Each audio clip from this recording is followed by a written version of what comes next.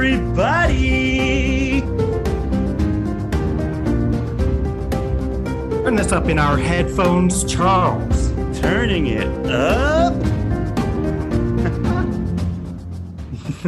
Hello, everybody, one and all. Welcome to yet another very exciting episode of the Friends Talking Fantasy Podcast. And Dylan, can we just acknowledge the best-selling author in the room, please? Yeah, it's not just any best-selling author today, Charles. We have with us today a New York Times best-selling author, Locus Award winner, and lord of all that is grim and all that is dark, the author of the first Law World books in Shattered Sea Trilogy, with the third and final book in the Age of Madness, The Wisdom of Crowds, releasing tomorrow, September 14th. Welcome to Friends Talking Fantasy, Joe Abercrombie. Woo. Yeah. I'm actually getting quite excited myself with an introduction like that. I was like, there's someone important and exciting going to appear on the show. I didn't know. It's you. Joe, it's you. No, we have been like super excited to have you on for a long time. We've been reading through all the books in the world of the First Law for how long has it taken us, Dylan? 6 to 9 months to read and talk about them on the show. And we've done character studies and all that. So it's almost as long as it took me to write them. That's very impressive. Yeah. I mean, we spent a lot of hours recording, so we put a equal time, I'd say, into the world of the First Law. Law. Effort in many ways. Exactly. I would agree. So now today, on the eve of the release of Wisdom of Crowds, I mean, this is just a climactic ending to our read through of the series. So thank you so much for coming on. Oh, hey, it's a pleasure. And thanks for, the attention you've been giving the books. I mean, it's always great when anyone reads them. This is nonsense that I dreamed up in the middle of the night for my own amusement, not realizing anyone would ever find it interesting. So that there are people who are willing to put hours of their lives into thinking about it and analyzing it and chewing over it is a huge compliment. Yeah. Thank you. Well, Dylan, I can picture Joe Abercrombie at night thinking about all these bloody murders and dismay and just a smile on his face as he gently drifts off into sleep. Yeah, it's somewhat alarming, but we have had an incredible time reading all these late night murder thoughts that you've been having, Joe. So it's unbelievable to have you here. So grateful. And I guess we'll just get started with these questions. Yeah, sure. Let's go. Fire in. What do you want to know? What can I tell you? Okay. We'll put you to the test. That's our goal. So, Joe, I've been reading your books for a long time now. I've been following the stuff you've been putting out. The Blade itself was originally published in 2006, and your 9 books and 1 short story collection into this world. And we feel like we've seen so much growth and evolution from you as an author. Where would you say you have grown or improved most? Well, it's important to underline that I'm still very much a fresh new voice in the genre. I think from that introduction, there's an implication that I might be getting long in the tooth, getting on in age. I've been around a bit, part of the furniture, whereas nothing could be further from the truth. Still very much fresh on the scene, young, dynamic, punk maverick. Yes. Still turning this genre upside down after all these years. I think it's important to establish that as a baseline. Absolutely. But I suppose there have been a few changes, not just in the amount of hair on top of my head, but also in the writing style. More now. Approach to writing generally. I mean, I think I've learned to get a better result much more quickly and to be a lot more efficient in the way that I kind of revise and go over things, certainly that. But really, it's the same approach as it was at the start in broad terms. The idea was always to kind of do fantasy with the gloves off, do fantasy that was to some degree shocking and surprising, a kind of approach to fantasy like Unforgiven is to the Western, a sort of revisionist style that's a bit grittier, and nastier, that focuses on the seedy side of life and the sort of grayer areas rather than the heroic and the villainous, if you like, rather than keeping things black and white. And it was to get very much in the heads of the characters, you know, get the reader, rather than seeing the world in big wide shots of spectacular mountain ranges and glorious cities on the hill with these tiny little figures a bit indistinct. I wanted to do big sweaty close-ups like a spaghetti western, you know. I wanted the reader to feel pressed right up against these unpleasant, weird, strange smelling characters. And in that sense, you know, the approach is very much the same. You know, I guess I've tried to take on more things as I've gone. I've tried to, you know, get a lot more female characters in there. Think a little bit more about the range of people that I'm covering, but fundamentally, I don't think it's radically different. You know, and obviously these books are all set in the same world and are kind of a piece, and so it makes sense that they should feel consistent and basically have the same approach.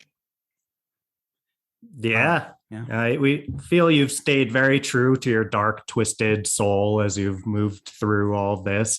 And the characters, for sure, Joe, it feels like that voice and the way that you get into their heads and their perspectives, it absolutely blows our minds. And especially some of those chapters that you'll write, like casualties and the little people, where you'll rapidly switch point of view. That's one of the things that we've been most impressed by, that way that you so quickly ground us in a character, in their voice, and then move on to the next around and move. Yeah, it's like so we're curious about your use of point of view and what inspired you to be able to flip around like that in those chapters.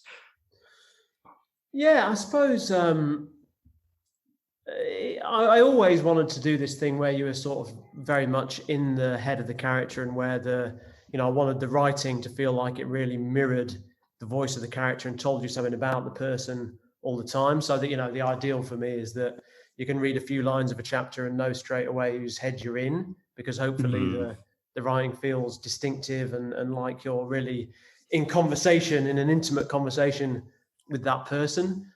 So I suppose that's always been the cornerstone. I mean, that particular trick of sort of passing through a whole sequence of extras, that kind of rose out of the heroes particularly, which obviously was this big picture war story. It was intended to show the sort of scale and chaos of a battle from both sides. And it just seemed to suit that particular story. It seemed to be a good way to kind of get across the scale of events while still keeping track of the individual caught up in the events, if you like, and a good way to get out of the heads of the main cast and get a big cross section through all the sorts of people that are in there. Because, you know, there are often a lot of characters you might be interested in showing who aren't necessarily the big people, aren't necessarily the players, movers and shakers, the people you've picked as being particularly fascinating. They're not people who'd sustain a 3-book story. Maybe some of them are. I don't know. Maybe I'm being unfair. But they're kind of, you know, it's a good way to get from Marshall right at the top of the pecking order to Grunt right at the bottom, and everyone in between, and to really give you a sense of that cross section through society. And that just seemed to fit very nicely in the Age of Madness as well, where it's sort of a bit of a social study of the whole world and the world going through change. And so it felt like a great way to pick out some individuals and dip in at the heads of a whole section of different people, of immigrants, of workers, of owners, and the kind of the range of opinion and feeling that's going on. I agree completely. And also, to me, you see kind of the consequences of some of the actions of the big people, because when you write POVs of your main characters, you're almost always very committed to their point of view and their biases and their ignorance. So you have someone who's like running all these factories, and then there's a rebellion, and you're like, how could this have happened, right? But then you go through the little people and you see someone who had no stake in where they ended up, and through circumstance, and just like, I just want to, like, I'm just thinking about going home to my family, and there's someone coming at me with an axe. I guess I'm dead now. And you're like, wow, because it's this element of life is cheap, and then also the consequence of the decisions made by these big people that they may have never considered, that we get to consider as an author. So in those cases, I was like, this is incredible. Yeah, I mean, I guess I'm always conscious of, in fantasy, a lot of violent heroes who carve their way through scads of henchmen. You don't really think too much about the henchmen. There's that brilliant scene in Austin Powers. I don't know if you want the one I'm thinking of, where a henchman dies and then he goes to visit all the friends of the henchman who are having fond memories of him, and he was such a great henchman, And I think it's nice to dip into the heads of a lot of the small kind of individuals around, and that hopefully helps to humanize the cast altogether and see them as, people very much inserted into society. Everyone's part of a network, and hopefully it brings that to life a little.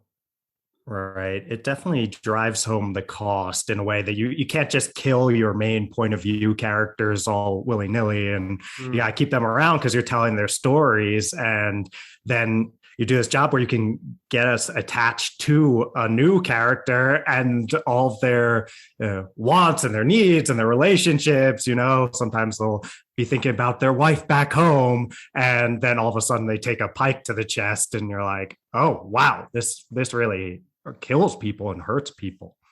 Yeah, and you want the world to feel dangerous. I think one of the things that frustrated me a bit about some of the fantasy that I read as a kid, or eventually after reading a lot of stuff, I started to find it quite predictable, and to think there was no real danger in the world, and whenever anyone suffered, it was only a kind of temporary thing.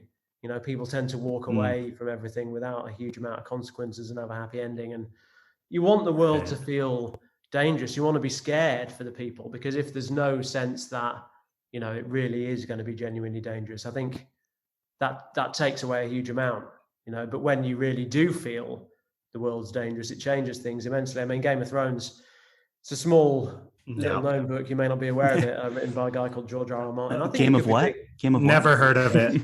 No, could be big one of these days. I think it'll have its moment. But reading the first of those books back in the day, as I did before I was writing myself, there's an important moment, without wanting to give away any spoilers of this little known book, but there's an important moment where a main character dies, and that seems shocking now, but at the time it was really mind blowing, because I'd never seen something like that in that kind of book. That doesn't happen in that kind of book. So for sure, it suddenly felt like the gloves were off and fantasy was dangerous and shocking again, and that's something I've always wanted to retain ever since, I guess. That's true. Yeah. That was a shocking moment, and it's good that we're giving these smaller books some spotlight here. Absolutely, it's the least we could do. I rearranged my shelves. I used to have my copy of Game of Thrones right to hand, right in arm's reach. I was going to whip it out, and I could try to hand you mine, but I don't think that's how Zoom works. So sadly not. Yeah. Well, your Game of Thrones inspiration is very, very clear. It's actually how I got into your books was way back, and those kind of moments in Game of Thrones that were shocking and changed the way that we think about the fantasy genre. Then I was like, okay, where do we go from here? And your name was coming up a ton, and it really shines through your willingness to we think of it like you use the pieces on your chessboard really, really well. Like, which character belongs where, and when it's time for them to be taken off the chessboard. And we've always really appreciated the shocking character moments in your books. Yeah, I mean, you've got to be willing to go there. I mean, I suppose it's difficult to kill off your central cast, as you were saying. I think there's a tough balance to strike there. You want people to feel risk. You don't want them to feel it's safe. You want them to feel anyone can go at any moment. But at the same time, you want the story to be the story of something, and if you progressively kill off your central cast, eventually there's a question of what is it now the story of, because fundamentally, if characters are the heart of it, then it's the story of a set of characters, and so there are other things you can do with characters other than kill them, I suppose, which are still, are you sure? Shocking and unpleasant or dangerous in one way or another. Yes. You'll take away sometimes the thing, and we aren't in the spoilers part yet, so we'll keep it vague, but you'll take away some of the things that the characters most treasure and leave them to just psychologically grapple with that. And to me, that's way more interesting than death, because death is so final. It doesn't have these psychological ramifications that you'll explore. Yeah. I mean, I like to break them down and see what happens. Yeah. That's sort of the part of the fun. I think as particularly in the Age of Madness, like the first law had a lot of characters who were these outside loners. They were people who'd lost their families, lost their friends, decided to turn their back on what they knew, had struck out into the unknown. So, Logan had left everything he knew behind. Pharaoh has escaped the destruction of everything she knows. Glockto's obviously this kind of withered outsider everyone's turned their back on for one reason or another. And so it had a lot of these people who are kind of on their own and with nothing to lose in some cases, or with not a lot to lose, people who've suffered a lot in the past and they're kind of trying to pick up the pieces. Whereas Age of Madness has, in general, some younger characters who are much more part of their world, are quite successful within their world, perhaps who are at the top of society in some cases, who have families and friend groups around them, supporting them. And so it was nice to have these people with so much to lose, with so much on the line, with so much promise to destroy. And that was actually quite fun to be able to break those sort of people down, then rebuild them and see how they cope. Yeah, and that was one of the most fascinating things to me after reading the First Law trilogy to reading the Age of Madness, is that you have characters that have families, and also they're in many cases descendants of previous POV characters as well. Yeah. So that kind of is what makes this trilogy stand out more so compared to the First Law. And we were curious about how you went about writing characters that are like, oh, Galactus, my dad. And so, did it involve a lot of deliberation, or did these characters come to you pretty naturally? I suppose it was kind of a mixture of things. I mean, generally the approach with these books has always been, focus on the new cast, tell the new story. But if there is a slot there for a parent or a mentor or a senior member of government that is a pain in the arse, whoever it may be, why not fill it with someone who's already on the shelf, someone who's got some wear and whose story we maybe know a little bit of. So one can imagine that in the Blade itself, there might have been a previous story in which Morovia and Salt and people were the young heroes of that story, and there were a different set of old codgers in the background. So it's natural that as you come forward, the young heroes become the old codgers in the next series. And I think as long as you make sure you don't kind of slip into fan service where it suddenly becomes the show of those older people, you've got to stick in the heads of your current cast and make it about them, the focus on them. But it's still nice to have those callbacks, and it's nice to have those characters on the shelf. When you need an old Lord Marshal, you can stick Brint in that role. And he's never been a big, major central character, but he's a character who's been through some stuff and who you know about a little bit. And so effortlessly, you've got a load of history there. That character's got a whole load of patina on them that you can make use of. Right. So in the case of, obviously a lot of the central cast in Age of Madness are the descendants or the proteges in one way or another of a lot of the central cast from the First Law. And so in that case, you've got some big figures, they're in the shadow of some really big figures. I mean, both in the terms of the book, they're the children of kings or the children of, really senior, powerful people, huge figures but also in terms of the reader, they know these people well, and they loom large in their minds, hopefully. So you've kind of got a lot to pay off, but I think you've also got a huge amount to draw on, there's a lot of responsibility, but there's a lot of material, and that's generally helpful. Right. So when you're looking at a character like Savine, she obviously has Glockto and RD as parents who are kind of big, vivid, powerful figures in one way or another. And it's kind of fun to imagine how they might have developed and how their relationship might have developed and what kind of upbringing a child might have had and what kind of child they would produce, what bits of the two of them come through and what bits that are unique, what bits that are unique to this period in which they're appearing, because it's a period of huge upheaval where one generation and the next are very different. So I suppose all those things were kind of on my mind, but it's still mostly a kind of trial and error. It's still mostly Right. when you sit down and start writing what happens, and I've kind of learned over time that however much planning you do and however much thought you put in before the fact, there's no substitute for sitting down and actually writing it. And so the plan with these books was always to write all three as a draft, because I kind of knew that I'd work out what I was writing as I wrote, and it wasn't until I finished the draft that I'd really know what needed to be done to the first book to make it work as well as I could.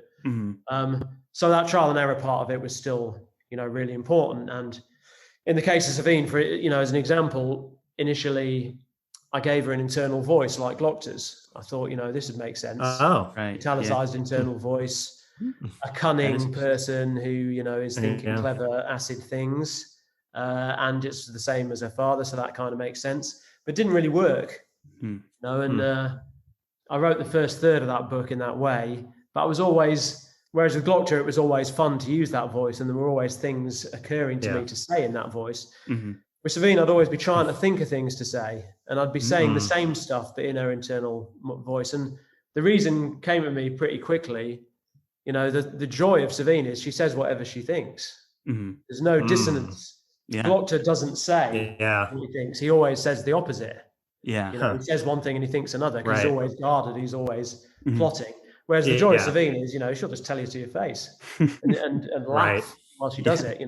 That's her power. So it didn't really make any sense to have this internal voice. So I took it out. She worked much better, on her own terms, I guess. Yeah, and it makes sense as a character who grew up with, Glockto grew up with a lot of privilege, but then got heavily grounded. And as a character who hasn't had that moment yet where she's gotten humbled, that why would she not just say exactly what she's thinking? It sounds like you trust your intuition with that. Yeah. So much, as you say, so much power and privilege in so many ways. She really can lord it over people quite effectively. And that's the other thing about, because there's like the next generation of cast, right? And you talked about how having the previous generation to pull on as, nice tools to have in your back pocket. It also brings in this theme that you have of how kind of history needs to be relearned by the next generation. You have so many wise characters that are parents that we loved as main characters in previous books.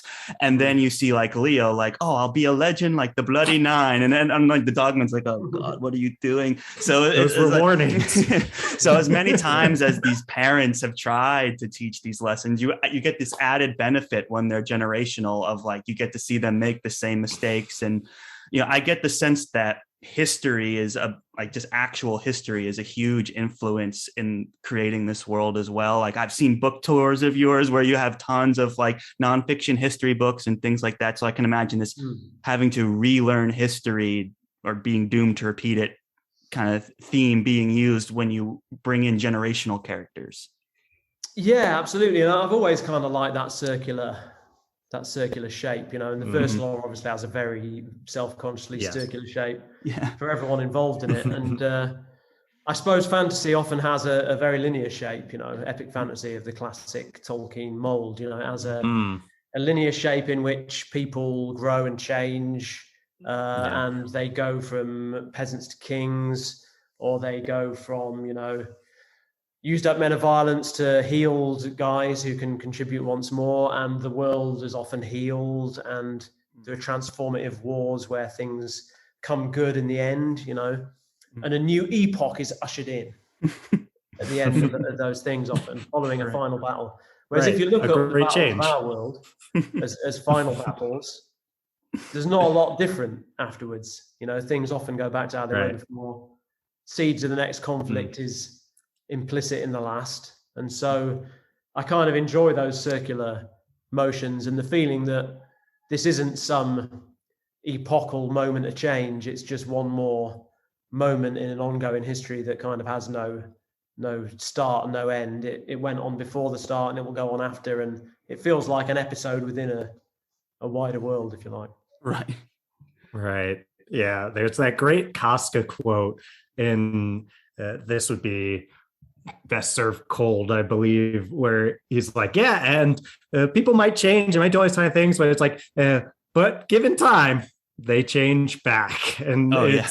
it feels so true. That is best of gold. The message, the message that you sent throughout the first law, and in this Downland, and we're progressing through the age of madness, if progress is even the right word for it. Yeah, and I think some readers find that kind of frustrating. There are readers who find Koska frustrating, because he's this very charismatic, kind of glamorous character in some ways, but he's also unable to, he's unable to be positive. He's unable to make progress. He always reverts, and a lot of the characters revert. And I find that, a lot of people revert. It's that classic thing of, you think, oh, I put on some weight. I'll go on a diet. You go on a diet, you lose some weight. But I mean, you never lose the weight forever. Yeah. The weight comes back. It's not a battle you win. It's a battle that's fought daily, every day. And the same is true of everything. The same is true of being a better person, of changing yourself one way or another. So this kind of idea of wonderful transformations in people is sort of has always seemed to me a little bit of a dangerous myth in a way, because things just are never that easy for people. Yeah, especially one of my favorite things about the first Law trilogy was watching Jazal unlearn his lessons. To me, that's such a quintessential thing, and it has me genuinely scared for some of these characters in the Age of Madness too. We'll see where the last book goes, but to me, that's it's part of human nature, and that's what some of these characters capture so well. And one of the things that I've always loved about the world of the first law is your willingness to commit sometimes to who these characters are. And fans love Glockto, fans love Logan, but then you commit to them being unlearning their lessons and sometimes doing unpopular things and writing moments where they turn their backs on loved ones or family or be extra violent and doing things that are not heroic. And it's what makes the world, like you said, circular and lived in. And it's part of that grimdark charm we've all come to appreciate. Yeah, I hope so. I suppose that was, in a way, it was just what emerged naturally from writing the story and just what seemed like the right outcomes for people. And with the first law, certainly a lot of it was about consciously doing the opposite of what classic fantasy might do, So in some ways, it's kind of obvious, whatever works in fantasy would fail there. I've always been really interested in failure. I don't think failure gets covered enough. Things going wrong, and war generally is the story as much of failure, if not more, about failure and mistakes than it is about success. We're always offered these 1,000,000-to-1 shots that just happen to come off, rather than the each way bets that go wrong for people, which is generally what it's about. Funny enough, I watched The Bridge Too Far again the other day with my son. The film about Operation Market Garden, the big paratroop thing that went on at Arnhem in the Second World War. And that's everything in that is about failure. And it's just a constant story of little mistakes that are made that add up to bigger mistakes on both sides, and it's kind of just this fascinating thing of, the one who wins is often the one who makes the fewer or the less bad mistakes, rather than the one who makes that one glorious charge. It's not, the world's not really about that. Right. Yeah. And I'll say too, all of that willingness to have characters fail, have characters revert back, to me, it makes it even more rewarding when some characters do eke out that growth. And I do think we see that, especially in Red Country. I feel like I would say Shy and Temple, I perceive them as sincerely growing. Maybe not every character in that book displays growth, but when you see that happen, it's so earned that these characters fought tooth and nail for growth in your dark, cynical world. Well, one cannot have light without shadow, I guess, and in the darkness, a tiny candle flame will shine so brightly. Very, very well spoken. And it doesn't surprise me at all that Dylan reverts to talking about characters and psychology and things, because Joe, you and Dylan actually have something in common here. You're both students of psychology. There You you go. have a bachelor's in psychology, Joe, and then Dylan here is actually a PhD candidate in clinical psychology, right, Dylan? Is that correct? Counseling. Counseling psychology. Yeah. Okay. Right. Yeah. Serious then. A lot further than me. Yeah. Well, one of the things we wanted to know, because we have books. this interest. Yeah, you're busy, Joe. We'll forgive you. Yeah. But has any of your psychology training or background influenced your writing or your characterization at all? Yeah, I mean, I think so. Especially just in the sense that I think everything you do finds its way into your work in one way or another. You know, everything that you really enjoy or that you don't, everything you study, everything you read or play or watch, you know, it all kind of finds its way in there, and little bits of little details of things will, you know, creep through into your writing. You can't avoid it. You wouldn't want to avoid it. That's where it all comes from. So definitely some bits that I've studied in psychology. And I mean, in particular, one thing that I did, you know, focus on that I wrote my dissertation about was human error and failure. It was, you know, why systems fail, why ships sink, why nuclear reactors melt down. So it was about kind of the nature of failure and designing systems that fail. And, you know, a lot of the reading I've done in military history and so on is kind of, you know, looks at the battles and wars in a kind of similar lens of why things go wrong, and why things going wrong is entirely inevitable, you know, and how massive failures can be based on small misapprehensions. Like, you know, in the nuclear reactor, they make a set of sensible decisions based on the reading they've got, but it turns out the dial's stuck. You know, that kind of mistake. Yeah. I've always been fascinated by that. Or the Charge of the Light Brigade, where, you know, this bizarre and stupid thing was done really because of the set of personality conflicts in the chain of command. You know, a set of people who all hated and disrespected each other, and a set of kind of extremely unlikely situations that just happened at the same time to create this, you know, appalling disaster. And so I've always been fascinated by those things going wrong, you know, because in fantasy, as I say, things tend to go right for the heroes, or they'll develop these outlandish, unlikely plans that then, you know, it all just comes together at the key moment. I mean, Luke, it's 1,000,000 to 1 shot, but the torpedoes go in the tube, right, in the exhaust tube, and it works. Right. Yeah. But I'd kind of be fascinated to know what happens if they just bounced off, you know? What's the next thing? What's the next step? So, Luke would question the force, have an existential crisis, run off for a while, you know. That kind of thing, maybe. Yeah. So yeah, I mean, I've definitely taken a fair bit from psychology, you know. Whether it's really about the psychology of the characters, I don't know. I mean, you will know, obviously, psychology as a academic discipline is not much about personality of people. You know, it's about behavior, you know, and scientific analysis of patterns of behavior. There's a lot of statistics in it, a lot of science in it. It's quite dry in many cases. So it's not as though I've gone through massive numbers of case studies or lots of abnormal psychology or those kind of things. So the character writing, which is probably what people think of as coming from psychology, not so much, but definitely the way political systems and groups behave and fail is very much my thing. Yeah, it's surprising no one that you wrote a dissertation about failure is your... I had no problems believing that. That makes total sense, yes. Yeah, well, I mean, spoiler warning, you know, there is a book where there's a big quest, and the big quest obviously fails. And a lot of people find that quite weird.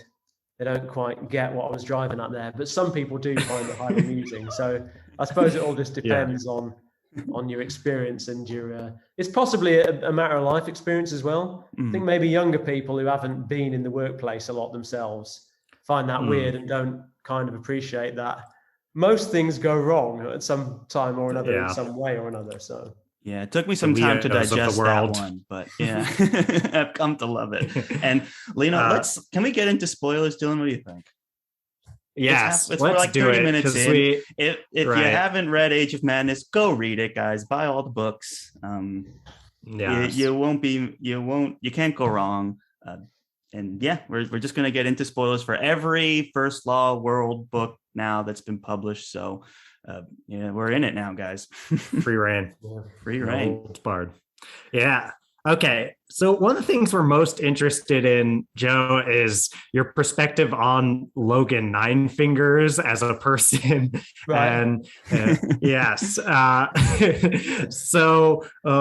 we want a realistic take here, Joe. So Yeah. Of we've course. got this quote we pulled from Black Dao here toward the end. This is in the last chapter, appropriately titled "The Beginning" of the Last Argument of Kings. Black Dao says to Logan, "All right, but you love to play the good man, don't you? Do you know what's worse than a villain? A villain who thinks he's a hero. A man like that, there's nothing he won't do, and he'll always find himself an excuse."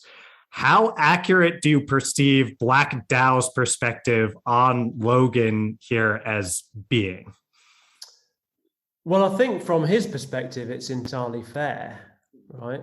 But then part of the point of this is, I mean, there's a quote from Shivers earlier on when he's talking to Logan, who obviously he also regards Logan as a villain earlier on, but then Logan saves his life in a battle, and he says something along the lines of, good men and evil men, it's all a matter of where you stand, So that was kind of what I was trying to get at, and it's true from Black Dao's perspective. Logan's a monster. He's destructive. He destroys everything he touches. He's addicted to violence. Whenever he appears, things go down the toilet immediately. But then, Logan asks Jezal, am I an evil man? And he says, you're the best man I know. And from his perspective, that's also true, right? So I suppose it's also about, we can make change and we can be different if we make the effort and we change ourselves and we change our surroundings, right? It's easy to be a different person when you go to a different place. Like when people go off to university, they can reinvent themselves and they often find a version of themselves they're happier with. But when they go back home, it's very hard to avoid being the person you were before. So I think that's true of Logan as well. He chooses to go back to where he was, and so he can't help becoming what he was. And in a way, he comes back full circle again later to face that same truth about himself, that, wherever you go, there you are. There's that going on as well. So I think it is fair because, Logan is, in some ways, the villain of the story, right? He's kind of responsible for what's happened in the North. If it wasn't for him, Bethod might have succeeded in forging a kind of peaceful, advanced, more cultural society, maybe, depending on who you ask. Bethod certainly thought so. So he sort of is that unpredictable element that always destroys everything. People try and harness it and make use of it, and they can for a while, but it'll always blow up in your face eventually. So I think it's fair. He is a villain, right? In a way, but he's also kind of great. He is great. Corner. If you're Jezal, he's like a fantastic guy to look up to. He's earned your trust and respect. Right. It's in the eye of the beholder, I guess, and I think that so that's something we've said about Jezal typically is you can take the kid out of the Agrion, but you can't take the Agrion out of the kid. And it is that when Jezal is out with, we call them the Fellowship of the Seed, heading out in a totally distant land away from everything he's known, he can grow, he can change, he can learn from someone like Logan, who's also putting on his best face. And then, like you said, you go back and you're surrounded by the same people in the same place, and suddenly the same behaviors start popping up for you. Yeah, exactly. That was always the idea. And it's great reading The Age of Madness too. You get a sense of a character. It speaks to their characterization so quickly, depending on their opinion of Logan Nine Fingers. Like when both Stour and Leo are like, we'll be legends like the Bloody Nine. Like that's all they have to say. And you have an idea of what they're like as people. You're like, oh, okay. Like they have a lot to learn still. It's true. Yeah, looking up to Logan does generally is a quick way to identify someone as a bit of a douche. I think it's better. Yes. And it's like almost every time that comes up, if there's anyone from the older generation with any wisdom around, they'll tell them something like, you just named a bunch of dead men. And it always seems to go over their heads. Yeah, the older generation kind of rolls their eyes sometimes. Clover will say something scathing. Yeah. Maybe I'm a bit predictable in that line. I should have some more people who are kind of cleverly interested and excited by Logan. Maybe that's something to do in the future. Yeah, that's speaking of the future. You've boldly brought the world of the first law into a new age. Are there any plans to bring it even further? Is there some point in time we're going to have like a sci-fi book in the world of the first law? First law in space. First law in space. I don't know. I mean, never say never. I don't really think too far ahead generally. I mean, I've no idea what the next book in the first law world will be. I've got a few ideas, but I think I've always wanted to move the world forward. You know, I'm sometimes frustrated by fantasy worlds that feel like they just have been in thousands of years of stasis, you know, and are never moving or developing. I like a world that feels like there's all kinds of forces of economics and progress and technology and culture kind of boiling away beneath the surface that produce, you know, a lot of the conflict within the world, that even the most powerful and important characters are kind of at the mercy of these bigger social forces of change that are always, you know, boiling away. And so the Industrial Revolution really felt like the obvious place to go after the kind of mercantile and financial revolution that was going on in the first law a little bit, I suppose. And, you know, that's clearly a big one, and it clearly changes society a huge amount. Whether you'd want to go any further, it's tough. I think there just seems to be something about guns that feels like a Rubicon, you know, it feels like a watershed. It's hard to go back from guns.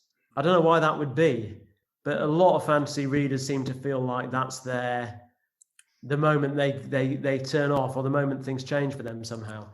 It's sort of, there's something about the face-off of hand-to-hand weapons, looking someone in the eye, that appeals, or that is noticeably different to guns. I don't know why it should be. There's no reason why it should be, really. So that's one step I feel kind of slightly reluctant to take, or that I'd want to think carefully about taking. But I think also there's probably some mileage in Magic's been leaving the world for a long time. I think there's probably some mileage in the return of Magic, you know, and the return of Magic also to a much more advanced world is kind of potentially fascinating. I don't think that's something I've seen a huge amount of. The Magic kind of drying up is common to so many fantasies. So have it burst back through the sluice gates, I think might be quite exciting. That's interesting. Did you have any, like you say you have concerns progressing the world even further, and I agree that's a tough thing to think about, but did you have any concerns, or did like your editors or your publishers have any concerns of moving this far into the future? Like, I'm sure people would have loved for you to write Glockto and Logan, the sequel, where you're just in the world of the first law with those characters all the time. But to be like, no, we're in a world where they're super old actually and irrelevant, and now that world is gone, and there's like, you know, factories and things. Like, did you have any concerns advancing the world so irrevocably like that? Yeah, I mean, definitely. I think you're always concerned with every book, you're right, that it won't work for one reason or another. You know, if you wrote your 17th Logan Nine Fingers book, you know, maybe you'd be concerned it wouldn't do as well as the 16th. You know, after a certain point in time, people get bored. You know? So you're always trying to balance the familiar, what people liked last time, with, you know, something new that will keep them excited, because people always say they wanted, you know, the same as the last album.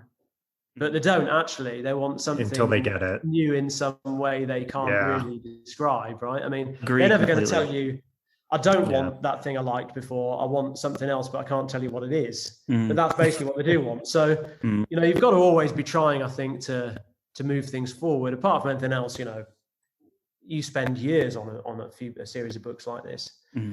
And although readers might spend weeks with it and want more, you're probably sick of it by that point. You've not got anything new to say. So you've got to keep sort of pushing yourself and challenging yourself and keeping yourself to some degree excited and uncomfortable. because that's where you produce stuff that's worth reading, I think, on the whole. So, you know, I think you're always worried about moving things on or changing things or new sets of characters or development in the world, but you kind of know instinctively it's better than the alternative of sort of stasis, where you become a kind of boring pastiche of yourself, perhaps, or there's a risk of that anyway. So I suppose I was worried a bit that people might not like it, but I felt like it was its own thing enough. You know, there's obviously steampunk and things out there that, you know, tackle some similar trappings, but that always feels a bit of a aesthetic thing. It's just, you know, sticking valves on stuff. It's not really about the social side of the Industrial Revolution in that same way, I don't think. So it felt like it, you know, Industrial Revolution in fantasy was something I hadn't seen much of. It felt like it'd be interesting. And it felt like it naturally produced a lot of conflict and drama without much effort, you know, because you have all this stuff going on, the rich against the poor, the traditional monarchy and nobility against the kind of rise of money and innovation, you know, and conservatism against progression and growth. And so, you know, immigration against, you know, people wanting to keep things as they are.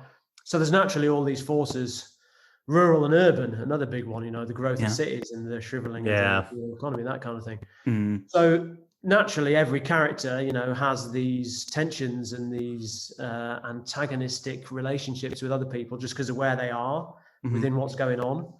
And that felt, you know, interesting and dynamic, and there was plenty to work with there. So I never really, you know, I always worry that a book's going to be bad and won't work, won't go down well, you know. And usually they are bad to begin with, because that's what happens when you first write them, you know. You write the bad version, then you make it better. That's what the process is. So it was challenging in its way, but I think to the right amount, and hopefully it will work for readers. I mean, there'll always be people who liked other books more, you know, because if you do different things, then some will work for people, some won't. You know, some people really love Red Country, some people don't like Red Country, but they like Best Served Cold, you know. And I kind of like the fact that, you know, some readers have very different opinions about what my best book is, about what, you know, my most effective character is. And I think that shows that, you know, I've tried to do some different things each time, which is probably the best you can hope for.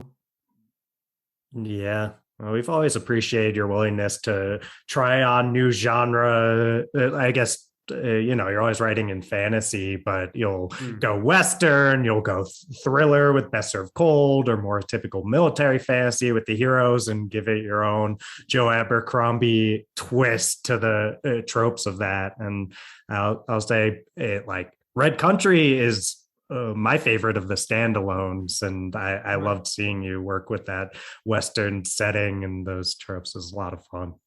Oh yeah, I mean, I really enjoyed that, and actually, it was quite a hard book to write at the time, but I love Westerns, and I kind of love that whole feel. And there's a lot of kind of Western-y stuff in the first law, even, you know. I mean, Logan's quite a Western style of character, I think, in many ways. Yeah, fit that well. And so, yeah, Red Country was a lot of fun, but not everyone. I mean, I think the interesting thing about Westerns is it's a very, it's a strong spice. You know, it's kind of very obviously Western. You know, it's windswept streets and it's cattle drives and it's very Westerny in a way that the heroes, you know, the heroes is sort of every war. It doesn't feel like one thing or another. It's quite easy to do that. So Red Country, if you don't like Westerns, it's gonna be kind of unpleasant for you. There's no doubt. Strong spice. I like that. I mean, there were chaps. Should we? Of course, and the 10-gallon hats and all that. The spurs. Dylan, I think it's time we enter into some of these more hard-hitting questions about some of these characters that we were talking about earlier. What do you think? All right. Yeah. Yes. All right. Why does Glockto do this? Well, if your impression is that that's a routine question he's asking, which will at some point be answered with a sort of straight up thing. Well, Wednesday mornings he has yoga, so Thursday is the only time he can do this. You know, if it's going to be a technical answer of that kind, I think you're probably barking up the wrong tree there. Yeah, I mean, why he does it is the eternal open question of his of his life, right? Yeah. So he asks it to himself one more time, I believe, in this final book. I hope I'm not spoiling anything there. Ooh, great And tease. that's a kind of nice tease. It's a key moment, because he don't think he's actually said it elsewhere in the series, but of course readers will know that he's endlessly asking himself that question. So someone else asks him, and he has a wry laugh to himself, as you can imagine. Yeah, I think you find that quite humorous. Yeah. It's definitely the musing of it and the asking of it is much more interesting than is the answering of it. And I'm sure it's just so many complicated factors for Glockto that he's always trying to mull over. And it's we're we're only expecting more musings from the author who gave us Glockto's internal we're not monologue. expecting definitive epic grand reveals here, I don't think, when it comes to Glockto's musings. Yes. Well, I suppose, he's a guy who's been massively damaged, right? He was sort of an exploration of consequences, talking earlier about heroes who don't suffer these massive consequences really in fantasy, and they can be very violent and have violent things done to them but basically come away fine. He's a guy who has not come away fine, and he sort of finds himself outside of society, and the only way he can make a contribution is through doing what was done to him, in effect, because he's become very good and has a very good insight into it. Right. But he sort of refuses to be useless, right? He refuses to just sit back. He insists on being effective. And I guess that's he says at one point to Bayaz something like, I'm happy to die, but I refuse to lose. Yes. So he wants to still win. And I suppose if there's a reason why he does this, really, that is it. He's a little bit like Bayaz in many ways, in a world that has kind of lost a lot of meaning to him. Winning is one of the few things that has still got meaning. And that's super interesting thinking too about Savine, who, when we first meet her, I think the chapter is called Keeping Score. And that's right. She's pretty much talking about at the end of it how she doesn't even care about money. She's always had lots of that. It's just how else are you going to keep score? So you get to see how that Galactic influence gets passed down, and even if it's not hereditary, it was maybe taught. Nature over nurture. Nurture over nature. Astute observation. That is a very Glockto thing to say, right? And it gets to the heart of what she's about quite effectively as well, that she's interested in being on top, in beating the competition. She's not really, as you say, she's not interested in making money or winning, except to, prove her superiority over other people. Right. Really. And she has no reason to keep making investments and belittling others. She just continues to do it because she likes to win, like Glockto, like Bayaz. What else would there be? So nothing left. This is, some people kind of talk about, will Bayaz beat Khalil? But I don't think Bayaz wants to beat Khalil, because if he did, who'd be the audience? Yeah. To acknowledge his genius. He's the one person who can acknowledge that Bayaz is the best, right? That's what he wants. Yes, it's almost that Polder and Croy situation where it's in the rivalry more than the actual winning of the thing. And they never realized they were pushing against each other so hard that if one of them was removed, the other would just fall flat on his face. Exactly right. Well said. Yeah.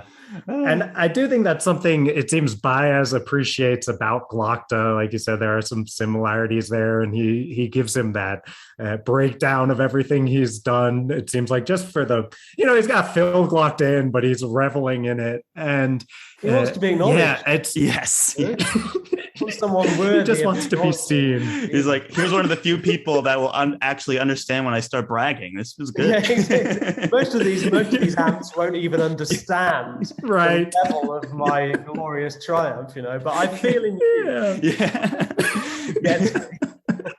I love watching Bayaz revel in bragging. It's so good. Yeah. that moment where he's just yelling, he's like, "I'm greater than Eos himself." We always quote that. It's just Baez, the beauty of his bounce of great power and just absolute pettiness is. Yeah. His vast pettiness is definitely an important part of that. Yeah. The banana is just kind of petty middle management, really, more than anything. Yeah. Oh, that's so good. Yeah. We've always wondered like what a POV from Baez would look like. Have you ever considered like a sharp end style story from Baez's perspective, or is that just too hard to write, or you don't want to go behind the curtain too much on Baez? Yeah. Funny enough, he was a point of view in my very first kind of abortive take. Oh, wow. The story. But it very obviously doesn't really work very well. Huh. I mean, because it means you have to either just avoid the elephant in the room and, you know, trick the reader by not telling them what's going on in a way that is entirely unconvincing. You know, sometimes you can get away with not sharing everything that's happening with the reader, you know. So in The Trouble with Peace, since we're in the spoiler bit, you know, Rika pulls a fast one, and you're in her head, but she doesn't explain to the reader what she's thinking, right? Which is kind of, sort of slightly cheating, maybe, but it's fine. It's not a big one, and it soon pays off. But, you know, you couldn't sit in Baez's head at the start of The Blade itself without understanding what was going on and what he's up to, you know? So it's the wrong place to be as well. You know, I wanted to be with the little people, the little ants on the board who don't understand what's happening. Because that's how you can trick the reader in a way.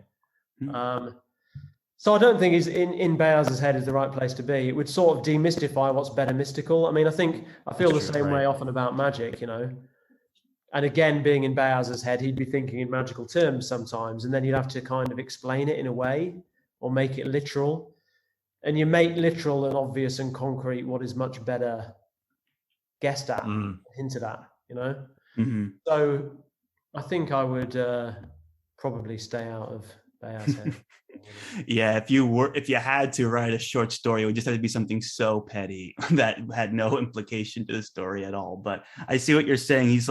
He is, even though he's barely represented in some of these books, he is the master puppeteer, right? So to get behind his head too much, that man behind the curtain, essentially, it would have undone all the first law too, for sure.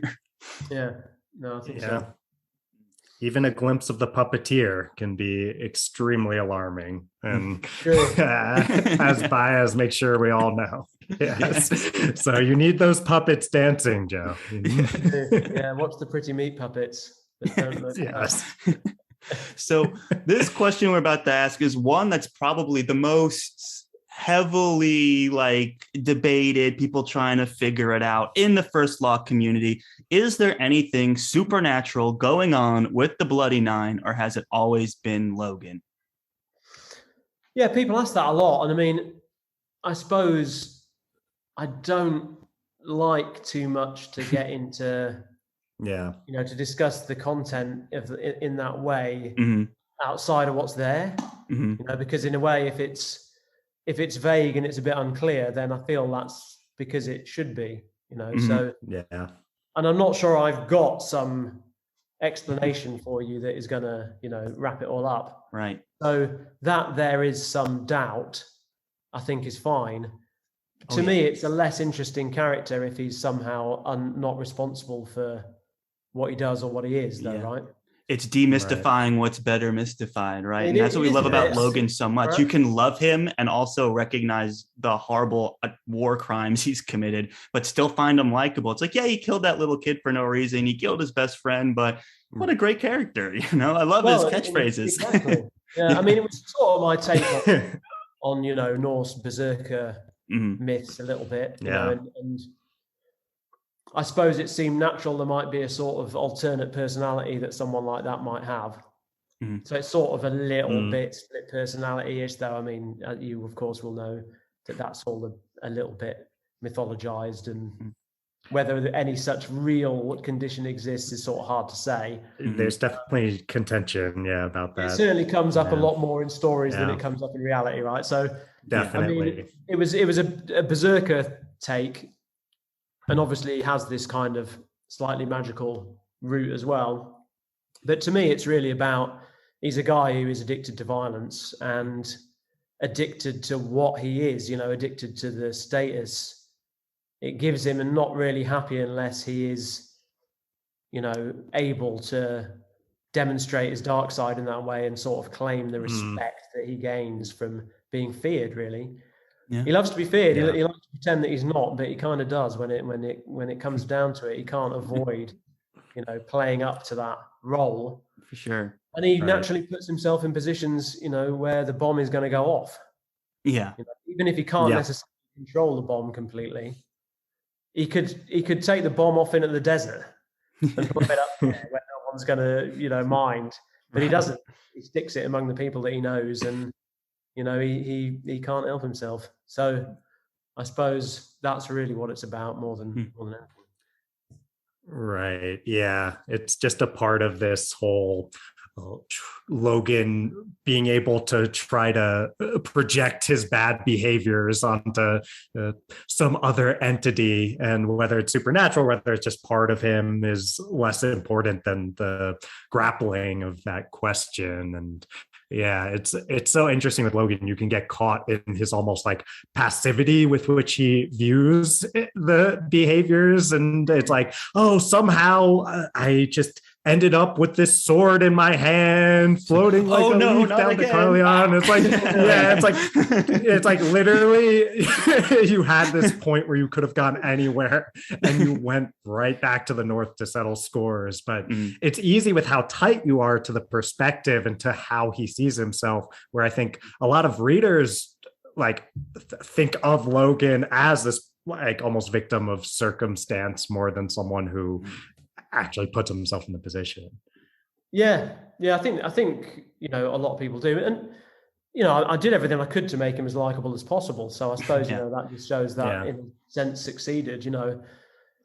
You want the people to feel complicated and conflicted and contradictory in some ways, as people very much are, and that goes back again to Black Dao thinking of him as an absolute villain, and Jezal thinking of him as the best man he knows. In a way, he's both those things, depending on the circumstances. Yeah, and that's what I love about your characterization, is because it's this idea of like, it's not good people doing good things and bad people, like evil people doing bad things. It's just like people that that occasionally do horrible things, and they don't necessarily have a good reason. In the Age of Madness, I think of Broad quite a bit, because he's another character who does horrible things sometimes, or violent things sometimes, but you wouldn't say he's evil or anything like that. It's again this idea of like people in circumstances, maybe they're addicted to violence, but they're not evil. They still want to do good things, and they're heroes in their own heads sometimes, more so Logan than Broad. Broad is very self-deprecating, but it's just that idea of like, it's not always good versus evil, like maybe a modern fantasy book would be. It's exploring what happens when like normal people do evil things. Yeah, and I suppose that whole thing of good against evil was commonplace in the fantasy I was reading as a kid, and then I started reading things like James Ellroy's LA Quartet, the noir LA books, that LA Confidential is based on. Those are books that are incredibly murky and dark, and where the protagonists are very seedy and, have all kinds of demons and difficulties. And I was just kind of fascinated by the way those books work, and how these very murky characters interrelate and occasionally do heroic things and occasionally do appalling things, just as you were saying. So LA Confidential was actually a really important book for me. And in that book, funnily enough, you have effectively three kind of central male figures, who are a kind of guy with an incredibly violent, dangerous temper who can't escape his bloody nature, sort of used up outsider with this world-weary attitude to everything, and the sort of smart-ass young guy with a massively high opinion of himself who wants to climb the sort of official ladder. So there may be some inspiration that I drew. Story. Maybe. Yeah. Wow. Well, We'll have to give LA Confidential a read just to see if we can notice some of those parallels there. And I know you've got a lot of different inspirations. I've heard you talk about things like Lonesome Dove. I've heard you talk about films. Something that I really have wanted to know for a while, Joe, is do you ever watch Quentin Tarantino movies? I feel like he's got a very a voice that you appreciate. Like you both have this ability to wink at and twist genre tropes. You have this juxtaposition of your gritty, intense violence with humor. You ever watch his movies? They resonate for you? So? Oh, yeah. I mean, well, and Reservoir Dogs and Pulp Fiction, so his first two big films, you know, and also True Romance, which he didn't direct, but wrote. Those films were huge for me at the time. Those two particularly. I mean, particularly Pulp Fiction, which kind of really blew my mind at the time in the way it was organized and the way the kind of narrative was broken up. I mean, just so clever. And perhaps now seems kind of almost obvious because it's so sort of imitated and influential. You know, it almost seems a bit over the top, a bit pleased with itself, a bit familiar, you know, but at the time it was really quite amazing. And Reservoir Dogs, likewise, a brilliant film, I think. Yeah. I mean, a lot of what he's done since, I've been a bit more kind of on the fence about one way or another. There's things I've liked and things that I've been a bit more kind of, I don't know. But yeah, I mean, I think his early stuff's brilliant. And it's that, as you say, that fusion of kind of extreme darkness and violence with, you know, funny things erupting out of nowhere, but also the kind of the conversational nature of things. It's something that Elmore Leonard, another writer that I like a lot, Justified, you know, is based on a short story of his and has very much his tone. He does this thing where, you know, every idiot in the story, every thug or, you know, guy in the background or irrelevant cop has some sort of persona, something going on. Yeah. Some fight he's having with his brother, some hobby he's into, you know, everyone feels like they're kind of a real person somehow. Right. And Tarantino, again, will do this thing of he'll just let people talk. He's not interested in shoving things along. He'll do these long, discursive, rambling kind of conversations where people are just talking about stuff. And that sort of observational quality within a genre piece, you know, where you expect things to be moving along. Yeah.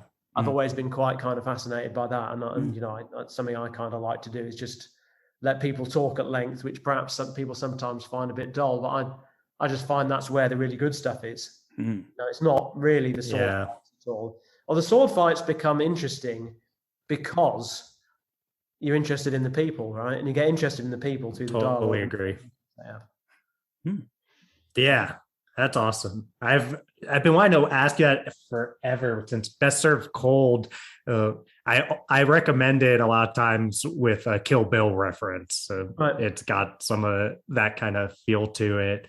And I think it's so interesting to hear that you actually are into him and you have all these thoughts and all that kind of stuff. So yeah, that's awesome. So cool.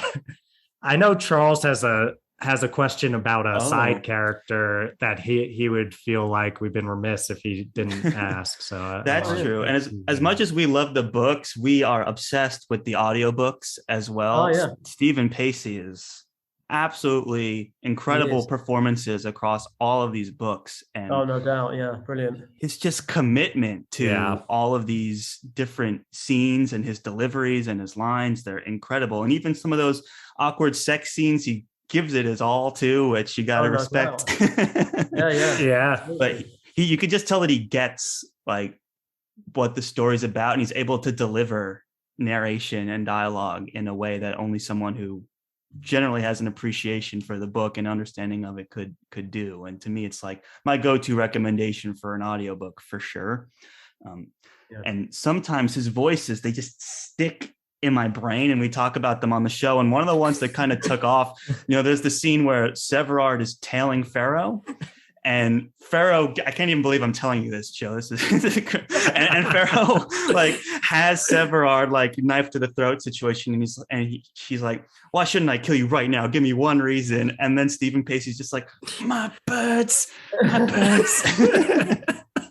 And Pharaoh's like brain kind of short wires, and she just lets him go. She has like a lapse of her memories of her dad with birds, and she doesn't know how to handle this moment, and just lets him go.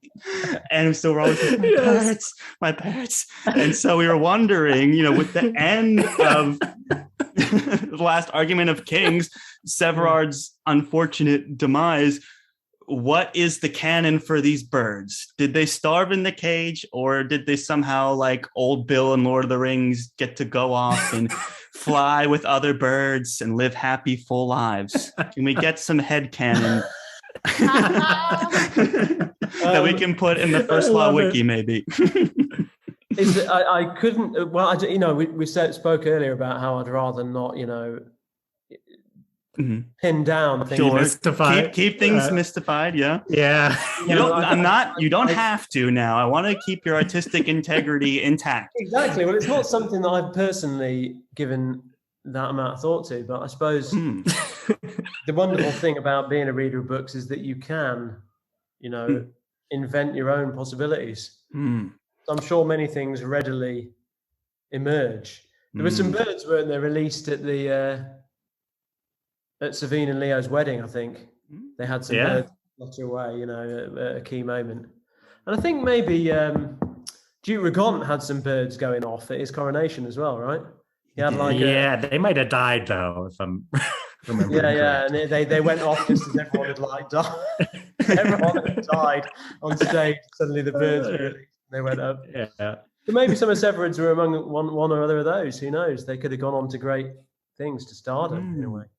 I see. You're keeping your chess pieces close to the vest. I see. Okay. Well, I might want to, write a short story about those birds at some point. Who knows? I can respect that. Okay. Right. Okay. We don't need, like you said, some things are better left mystified. Maybe someday you'll do another short story collection, and we'll find out a little bit more, maybe. But we won't ask you to play those pieces so definitively on the show. No. Well, I've got a short story coming out next year, funnily enough. So these each of these books, I did a kind of edition for Waterstones in the bookstore in the UK, which has a short story in it. So there's 3 short stories, one for each book. They kind of do a typical clever ass thing. Like the first one's called The Thread, and it starts on the cotton fields, and it starts with a ex-slave on a cotton field, then it goes to a cotton merchant in Dagoska, then it goes to a guy who spins the thread in a factory, and it ends up in Savine's dress. That's kind of the story. And there's another one with a diamond in Orso's crown, and there's one with a knife that someone's killed with. It starts off in the or in the ground and so on. So the idea was to do some industrial processes that show you something about the world. So those 3 are going to be packaged up into a novella, but along with a 4th one that I've done as well, which is kind of about the Great Change generally. And so Subterranean Press are going to do that. That'd be very interesting. Maybe just floating the idea as a 5th one. Someone hasn't been paying their rent, so they go to a victim, open the door, it's a cage full of birds in here. Yeah. What should we do? Yeah. Just give me 1 second. Yeah. Sorry. Joe is now going to write down in his notes. Yeah. We are getting Severard's birds. Maybe you could co-author this. I saw you were very disconcerted. Sorry, guys. Oh, someone just came for one of my son's friends to take him away. Oh, I see. Well, it has been a while already. We don't want to keep you too much longer. Dylan, is there anything we need to ask Joe Abercrombie, author of The World of the First Law, while he's here on the show? I think we just have to say thank you. Thank you so much, Joe. Oh, hey, this has been sorry to cut it short in that slightly bizarre manner. No. We're over the hour. We thought you were off writing that 5th book. Just I had to get these notes down quick while the inspiration struck. Just making sure you got some ideas down before you forgot.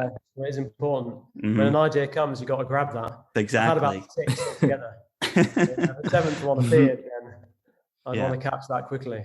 Exactly. So, yeah, I mean, Joe, this is quite an honor for us. Thank you so much for coming on the show. I couldn't think of a better way to end this World of First Law read along that we've had on the show than having you here. So thank you so much for your time today. Oh, look, it's been a pleasure, guys. And thanks for, engaging with the book so sort of deeply and profoundly, and taking them so seriously. I really appreciate it. It's lovely that people are out there doing that, and I will tweet this out to everyone I can, and hopefully people will watch and enjoy it. Nice. Awesome. Something to be said about using Twitter, which is icon as a bird. He's still caught on the birds, Joe. There's some deep capital L literature metaphor in there. It's the one of Severid's birds that got away, right? Yeah, exactly.